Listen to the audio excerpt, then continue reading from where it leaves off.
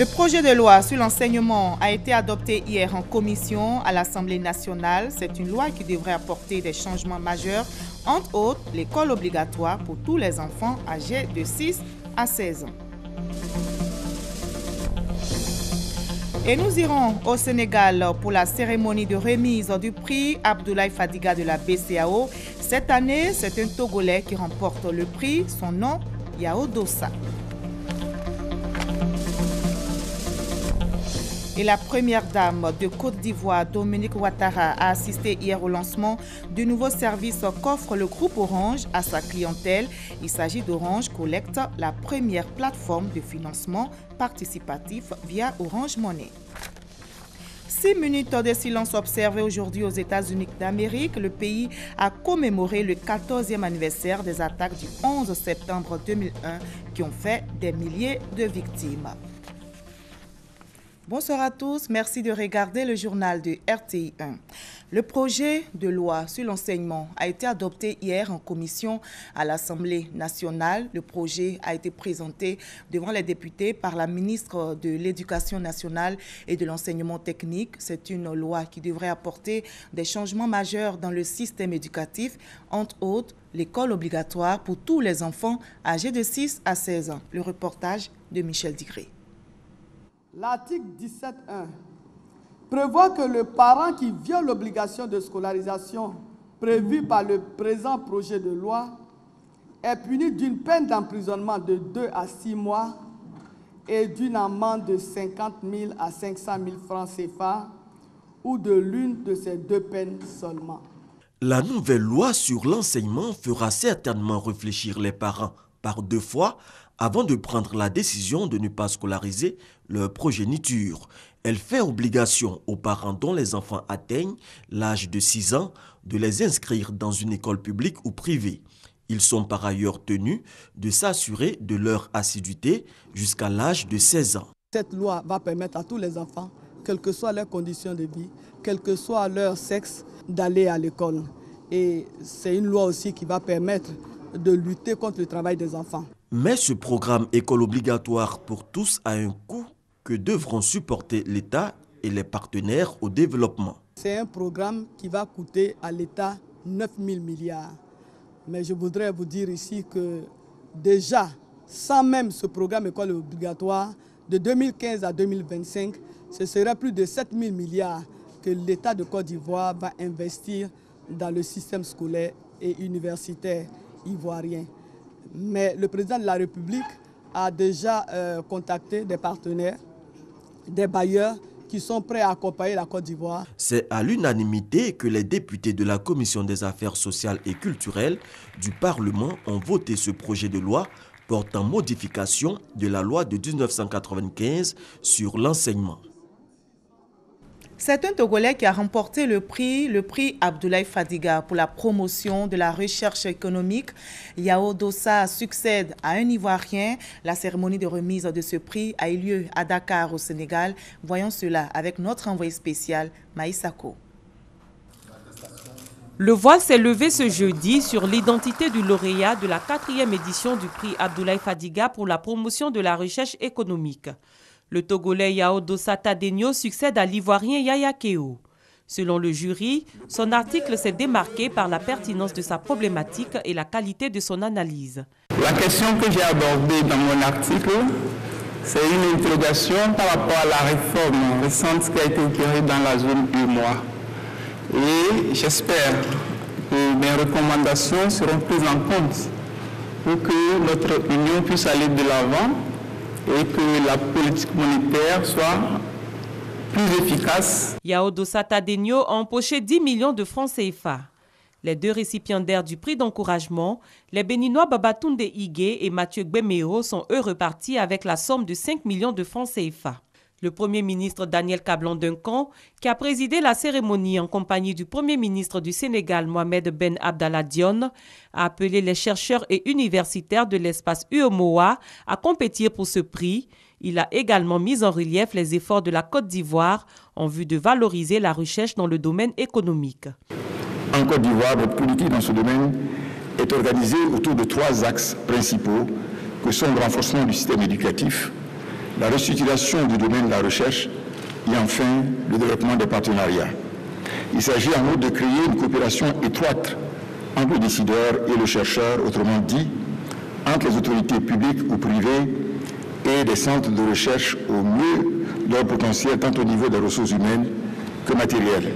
La cérémonie de remise du prix Abdoulaye Fadiga pour la promotion de la recherche économique, édition 2014, répondait à un souci, celui d'honorer la mémoire d'Abdoulaye Fadiga, premier gouverneur de la Banque centrale des États de l'Afrique de l'Ouest. Il est décédé le 11 octobre 1988 à l'âge de 53 ans, après 14 années de loyaux services à la tête de l'institution. Cet homme d'une dimension exceptionnelle a profondément marqué la vie de la banque, à travers notamment l'africanisation de son personnel, le transfert de son siège à Dakar, l'édification d'une culture d'entreprise faite de rigueur, de discipline et de professionnalisme. La manifestation était retransmise en direct par visioconférence dans les 8 pays membres de l'Union économique et monétaire ouest-africaine. La 5e édition du prix Abdoulaye Fadiga pour la promotion de la recherche économique est prévue en 2016 au siège de la Banque centrale des États de l'Afrique de l'Ouest à Dakar. Et ici, en Côte d'Ivoire, la Citaraï est en pleine mutation. Le Premier ministre Daniel Kablan-Duncan vient de lancer les travaux de rénovation de la ligne du chemin de fer à Abidjan-Ouagadougou. De nouveaux wagons ont été mis en ligne, nous explique Hugues Viblé. Un geste symbolique du Premier ministre Daniel Kablan-Duncan, et c'est dans ses nouveaux habits que la gare Citaraï de Treichville va désormais accueillir les voyageurs à destination des villes ivoiriennes que sont Dimokro, Bouaké et Ferké et des villes burkinabé, Ouagadougou et Kaya. À l'espace d'accueil qui change, s'ajoutent 6 nouvelles locomotives qui viennent améliorer de façon notable les conditions de voyage pour les usagers des rails. Cela marque un nouveau départ, non seulement pour les travailleurs du rail, mais aussi et surtout pour les opérateurs économiques de la sous-région ouest-africaine. Ce train est, à mon avis, un trait d'union essentiel pour la vie économique dans la sous-région. Dans les prochains mois, le voyage va s'effectuer sur des voies réhabilitées après ce coup d'envoi des travaux effectués par le Premier ministre Daniel Kablan-Duncan. Le groupe Bolloré a choisi d'investir 262 milliards de francs CFA dans cette opération de réhabilitation tous azimuts. À terme, si tous ces projets sont réalisés, cette ligne historique réhabilitée permettra de transporter plus de 3 millions de tonnes de manganèse par an pendant toute la durée de vie de la mine de manganèse de Tambao et plus de 2 millions de tonnes de marchandises par an et, pourquoi pas à terme, plus de 2 millions de voyageurs par an. Par ses performances économiques, financières et sociales et le ressort que ces projets sont extrêmement importants pour nos économies. Ils contribueront en outre au bien-être de nos populations respectives. Le Burkina Faso est le 6e client mondial de la Côte d'Ivoire, eu égard à la valeur des échanges qui sont passés de 165 milliards de francs CFA en 2011 à 290 milliards de francs CFA en 2014. Le volume des échanges, quant à lui, est passé de 402 000 tonnes en 2011 à 658 000 tonnes en 2014. L'optimisation de la circulation des trains, l'amélioration du temps de parcours et de la sécurité ne pourra que favoriser leur accroissement. Le président de la République sera dans quelques jours dans les régions du Haut-Sassandra, du Gor et du Logibwa pour une visite d'État. Le comité d'organisation s'active pour les préparatifs. Le ministre d'État, ministre de l'Intérieur et de la Sécurité, Ahmed Bakayoko, vient d'échanger avec les élus et cadres de ces régions. Le témoignage d'Abou Sanogo. Du dimanche 27 au mercredi 30 septembre prochain, le président de la République Alassane Ouattara effectuera une visite d'État dans les régions du Haut-Sassandra, du Gor et du Lodjibois. L'annonce officielle a été faite par le ministre d'État, ministre de l'Intérieur et de la Sécurité Ahmed Bakayoko, président du comité national de visite d'État. Partout, c'est très bien passé. Ça a été un moment de rassemblement des cadres. Même dans les régions où il y avait des divisions marquées, les cadres ont eu un sursaut de déplacement et dans un élan, une synergie commune, à l'unisson, au-delà de considérations politiques et partisanes. En fait, pour réserver un accueil au président et traiter avec lui et les membres du gouvernement des questions concrètes et pratiques de développement de leur région. Donc je souhaite qu'il en soit de même chez vous. Élus, cadres et population du Go, du Lodjibois et du Haut-Sassandra ont exprimé leur joie d'accueillir le chef de l'État dans leur région. Nous allons essayer de faire la mobilisation totale. Chaque cadre doit rentrer à la base, on doit se mettre ensemble pour que la population sorte. Je voudrais lancer un appel à la jeunesse de se mobiliser pour accueillir son Excellence le Président de la République, qui arrive à Gagnois avec le développement, qui arrive à Gagnois avec l'emploi jeune. On voudrait même qu'il fasse une semaine, parce que vraiment, les gens sont mobilisés. Guiberoua, Galébré, Dignago. Le peuple prendra leur fils, leur grand frère, leur papa, comme étant le roi des Gagnois. Nous allons l'introniser. J'ai fait appel à mes soeurs et frères de Gagnois. Le jour qu'il va mettre son pied à Gagnois, que tout le monde soit là-bas. C'est une visite très attendue par les populations de ces trois grandes régions. Une visite qui, selon elles, va apporter le développement. Et on en arrive à l'un des titres de cette édition. La première dame de Côte d'Ivoire, Dominique Ouattara, a assisté hier au lancement du nouveau service offert par le groupe Orange à sa clientèle. Il s'agit d'Orange Collect, la première plateforme de financement participatif via Orange Money. On en sait plus avec Viviane Aymer. Un parterre de personnalités de haut rang, dont la première dame de Côte d'Ivoire et présidente fondatrice de Children of Africa, Dominique Ouattara. Le ministre des Technologies, de l'Information et de la Communication, Bruno Nabagné-Koné, la secrétaire d'État française chargée du numérique, Axel Lemaire, le PDG du groupe Orange, Stéphane Richard. C'est dire le caractère majeur de l'événement qui les réunissait ce jeudi après-midi. L'événement, c'est le lancement par le groupe Orange d'un nouveau service via Orange Money, dénommé Orange Collect. Ce nouveau service qu'offre désormais le groupe Orange à sa clientèle en Côte d'Ivoire se veut une plateforme de financement participatif, la première du genre via le mobile money, ainsi que l'a expliqué le PDG du groupe. Représentant le gouvernement, le ministre des TIC, Bruno Nabagné-Koné, tout en saluant la présence de la première dame de Côte d'Ivoire, Dominique Ouattara, a adressé ses félicitations à Orange pour cette innovation de portée sociale, a-t-il souligné. Madame la première dame, nous savions votre implication très forte dans tout ce qui touche à la vie des femmes et des enfants. Mais nous notons avec bonheur depuis quelques années votre contribution personnelle aux côtés du gouvernement à la vulgarisation des TIC en Côte d'Ivoire, à travers notamment l'équipement en salles multimédia de plusieurs de nos lycées et collèges. C'est une importante innovation que le groupe Orange met à la disposition des populations ivoiriennes.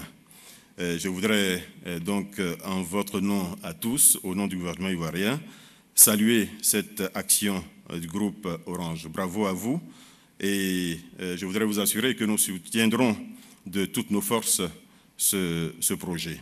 À son tour, la première dame de Côte d'Ivoire, en sa qualité de présidente fondatrice d'une association caritative dont les ressources sont aussi le fait de personnes de bonne volonté, s'est dit heureuse de l'avènement de ce nouveau service qu'offre Orange et qui va permettre désormais aux ONG et associations de collecter plus facilement les donations en numéraire qui leur sont faites. Je tiens à saluer l'initiative du groupe Orange, qui, dans sa volonté de contribuer à la création d'un monde plus équitable, a initié la conception de cet outil de financement participatif ou crowdfunding à l'usage des fondations, des ONG et des associations caritatives. Pour sauver une vie, pour redonner le sourire à un enfant, il n'existe pas de petites contributions. Tous les dons comptent et de nombreuses personnes en ont besoin. Même une goutte d'eau dans l'océan peut faire la différence. À cet effet, le service Orange Collect représente une incroyable innovation qui permettra de sensibiliser et de susciter l'implication de nombreux donateurs, quelle que soit leur situation géographique. Séance tenante et pour bien le démontrer, une collecte de fonds pour la fondation Children of Africa, organisée par Orange à partir de son nouveau service Orange Collect, a permis de réunir en seulement 1 heure, le temps de la cérémonie, la coquette somme de 101 511 200 francs. Le Conseil pour l'intégration des marchés de capitaux ouest-africains tient sa 6e réunion à Abidjan. Une vingtaine d'experts des bourses du Nigeria, du Ghana, de la Sierra Leone et de la Bourse régionale des valeurs mobilières d'Abidjan vont faire l'évaluation du processus d'intégration de ces bourses lancées en 2010. Noël Nyagno. Ces experts financiers, membres des commissions techniques initiées dans le cadre du projet d'intégration des bourses de la CEDEAO, Communauté économique des États de l'Afrique de l'Ouest, sont en conclave pour la 6e fois. Ils vont évaluer le processus d'intégration des bourses du Nigeria, du Ghana, de la Sierra Leone et la BRVM d'Abidjan, Bourse régionale des valeurs mobilières. Des bourses dont l'intégration va accroître la visibilité des sociétés cotées, favoriser le développement du système financier, permettre la circulation des capitaux à travers la sous-région et favoriser la flexibilité pour les émetteurs et les investisseurs. 3 ans après, le premier acte est posé. Le 15 juillet dernier, il y a eu une première transaction entre le Ghana et le Nigeria dans le cadre justement de l'implémentation de cette première phase d'intégration des marchés de capitaux. C'est, je dirais, un événement extrêmement important et encourageant pour nous. Cela montre que cette intégration n'est pas une vue de l'esprit, mais ça peut se faire et ça doit se faire parce que nous y croyons fermement. Pour le représentant du ministre de l'intégration africaine des Ivoiriens de l'étranger, il faut travailler à l'avènement de l'intégration de ces bourses pour booster les économies de la sous-région. Je pense que l'intégration des marchés des capitaux est une opportunité pour nos entreprises nationales qui, à notre sens, pourront lever des capitaux dans tout l'espace ouest africain, de telle sorte à financer d'abord la croissance de ces entreprises et puis la croissance de l'économie ivoirienne qui peut de plein pied entrer vers ce grand marché ouest africain qui sera autour de 300 à 350 millions d'habitants d'ici peu. Le programme de l'intégration des capitaux part de l'accès sponsorisé au marché des capitaux ouest-africains, entièrement intégré en passant par l'intégration des courtiers. Et en bref, la RTI qui se rapproche de ses annonceurs, une agence RTI Publicité, existe désormais dans la commune du Plateau, dans l'enceinte de la radiodiffusion. C'est la toute première agence commerciale décentralisée et elle a été visitée aujourd'hui par la ministre de la Communication, Afoussiata Bambalamine. Le reportage de Konaté Moussa dans nos prochaines éditions. La présidentielle en Côte d'Ivoire approche. Avant le scrutin du 25 octobre, le RDR réitère son engagement pour des élections apaisées. Le Rassemblement des Républicains vient d'avoir une rencontre avec la représentante spéciale du secrétaire général de l'ONU en Côte d'Ivoire. Au menu, la question de la bonne tenue des élections, Sidonie Davila. Face à la représentante spéciale du secrétaire général de l'ONU en Côte d'Ivoire, la direction du Rassemblement des Républicains a exploré les questions d'actualité, notamment celles des échéances électorales futures.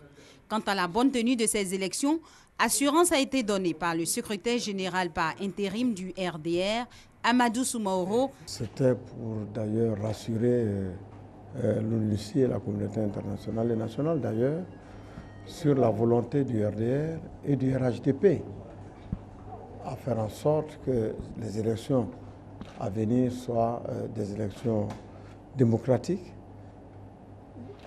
pacifiques et qui se déroulent dans un environnement apaisé.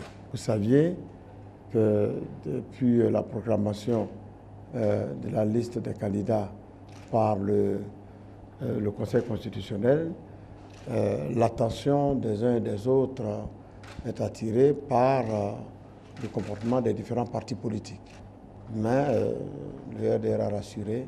Les élections apaisées, Amadou Soumaoro y croit. La volonté du RDR affichée, le parti compte travailler pour atteindre cet objectif, à savoir renforcer le climat de paix pour des élections apaisées, démocratiques et transparentes.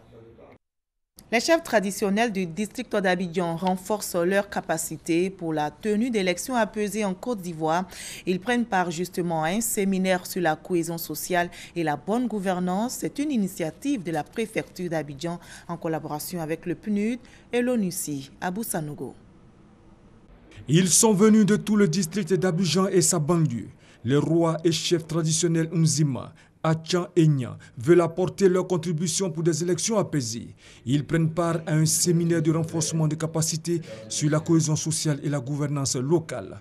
Ce séminaire est une opportunité de pouvoir communiquer aux chefs de village de nouveaux modes de gestion, plus démocratiques, plus transparents.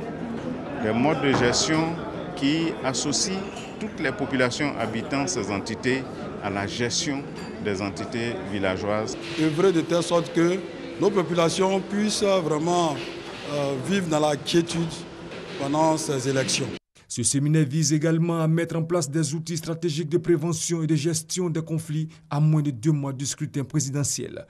Il nous a paru également important que vous soyez mieux outillés sur les orientations générales à observer en vue de l'échéance électorale d'octobre 2015. Ce séminaire se présente à l'évidence comme une contribution importante à l'encadrement des autorités traditionnelles, en ce sens qu'il vise à les orienter à l'effet d'assurer le meilleur accomplissement de leur mission dans l'intérêt supérieur de leur communauté et partant de la nation tout entière.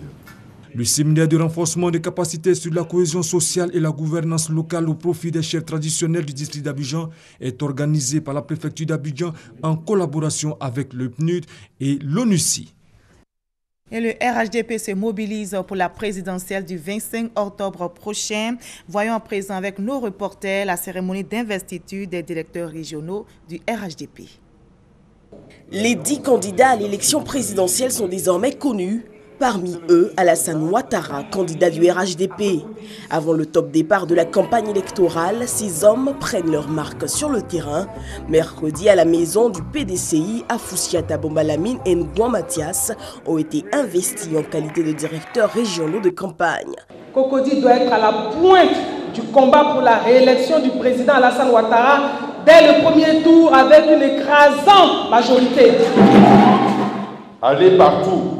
Dites à tous que le candidat du RHDP est le meilleur. Procédant à l'investiture, Amadou Bonkloubali a exhorté Cocody, berceau du RHDP, à l'unité. Le RHDP est une réalité à Cocody. Vous devez élaborer une stratégie de mobilisation et une stratégie de campagne efficace, porte à porte, etc., adaptée à Cocody. Vous devez imaginer toutes les stratégies nécessaires pour que le jour du vote, nous ayons une forte mobilisation à Cocody, en tenant compte de toutes les spécificités au plan social de Cocody. Amadou Bonkloubali n'a pas manqué de rendre hommage au président du PDCI-RDA, Aimé Henri Konan-Bédié, pour sa vision, sa constance et surtout son engagement pour la paix en Côte d'Ivoire. Et c'était la cérémonie d'investiture des directeurs régionaux du RHDP Cocody avec notre reporter Alexis Ouedraogo. Dans la région du Gontougo et du Boukani, les équipes de campagne du RHDP ont été investies. L'investiture a eu lieu en présence du secrétaire général par intérim du RDR, Amadou Soumaoro. Voici l'équipe de campagne du candidat du RHDP dans le Boukani. C'est une équipe composée d'hommes et de femmes dirigée par Yen Philippe, président du conseil régional. Ils ont tous juré devant la population du Boukani d'œuvrer avec honneur et fidélité. Nous, c'est une chance pour nous, c'est un honneur pour nous de pouvoir aider ce candidat-là à être installé confortablement. Impliquée entièrement dans cette campagne électorale en sa qualité de coach, la ministre Kabaniali a pris l'engagement ferme de soutenir son équipe. Le Boukani commence à avoir un horizon et pour ça, nos populations, je pense, veulent croire en un avenir meilleur. Nous avons commencé à goûter, nous voulons lui donner au moins 5 ans. Des propos qui rassurent le secrétaire général par intérim du RDR, Amadou Soumaoro, qui a insisté sur les objectifs visés à travers ce scrutin. La première des choses que je voulais leur conseiller, c'est d'avoir un message de paix, un message de cohésion sociale, un message qui renforce le rassemblement des Ivoiriens autour d'un idéal commun. J'explique aussi aux populations de Boukani ce que le chef de l'État compte faire si cette région lui renouvelait sa confiance. Kobena Kwesi Adjumani, ministre des Ressources animales et halieutiques, conduira l'équipe de campagne du RHDP dans le Gontougo. Avec lui, 9 personnalités de la région investies par le secrétaire général par intérim du RDR, Amadou Soumaoro. C'est ensemble qu'ils ont décidé de s'investir pour mener à bien la campagne de leur candidat. Le président Alassane Ouattara nous a déjà aidés dans le cadre de cette campagne. parce que, au vu des réalisations qui y sont faites, nous n'avons plus tellement de difficultés. Notre région est en chantier. Mais la meilleure façon pour nous de faire en sorte que ces chantiers-là existent et continuent, c'est de lui porter nos voix. L'équipe félicitée par Amadou Soumaoro devrait mobiliser le maximum de militants pour une participation massive des électeurs au scrutin. Nous attendons de cette équipe d'abord qu'elle construise la cohésion sociale par le message. Qu'il pousse la population du Gontougo à venir massivement voter. Parce que le taux de participation démontrera aux observateurs de notre pays que nous avons définitivement tourné le dos à la crise. La cérémonie d'investiture a été marquée par l'adhésion d'une centaine de militants du Front populaire ivoirien, avec à leur tête l'ex-fédéral du parti, Mouroufié Kwadio Kofi. C'était un reportage de Sidonie Davila. Un troupeau d'éléphants a été identifié dans la localité de Sikensi. Ce troupeau sème la désolation chez les populations du village de Soukou-Obou. Ces éléphants ont détruit plusieurs plantations de cacao, d'EVA et de bananes. Les populations désemparées appellent à l'aide. Herman Niamien pour le reportage. Ils sont 3 éléphants et ils troublent le sommeil des populations de Soukou-Obou, village situé à 8 km de Sikensi. Depuis plus de 3 semaines, ces pachidèmes ont élu domicile dans cette localité. Ils ont détruit la plupart des plantations. Ils sont dans mon champ un peu plus de 2 semaines. Ils sont en train de détruire les plants d'EVA, les EVA qui sont déjà prêts à saigner, les EVA que nous saignons déjà, des plants de cacao, des plants de banane plantain, d'igname. Et je suis là passif, je ne sais pas que faire. Ce qu'on peut prendre pour envoyer les enfants à l'école sont en train d'être détruits. Enfin, comment? Cette dame est également une des victimes de ce troupeau d'éléphants. Veuve et mère de 7 enfants, elle dit avoir tout perdu. Je fais ça pour que je puisse nourrir mes enfants. Mais présentement, tout est gâté. Donc, ça ne me donne pas le courage de venir travailler dans le champ. Je viens chercher Fargo puis je me retourne.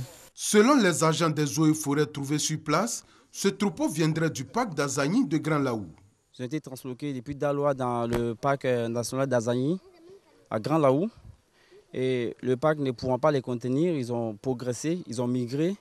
Et en 2014, comme je l'ai dit tantôt, en avril, ils ont fait incursion dans le département de Sikensi. Et comme les conditions de vie sont favorables, c'est-à-dire abondance de nourriture et de marécage, ils y sont restés depuis près de 2 ans. Désemparés et ne sachant à quel sein se vouer, certains villageois ont arrêté d'aller au champ. Ils craignent, selon eux, de se faire agresser par ces pachidèmes.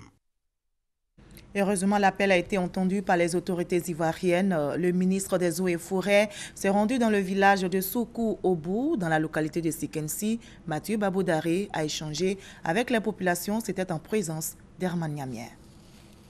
Le ministre des Eaux et Forêts, aux côtés des populations du village de Soukou-Obou, dans la localité de Sikensi. Mathieu Baboudaré est venu traduire la compassion du gouvernement à ces populations victimes de la présence d'un troupeau d'éléphants dans leur localité.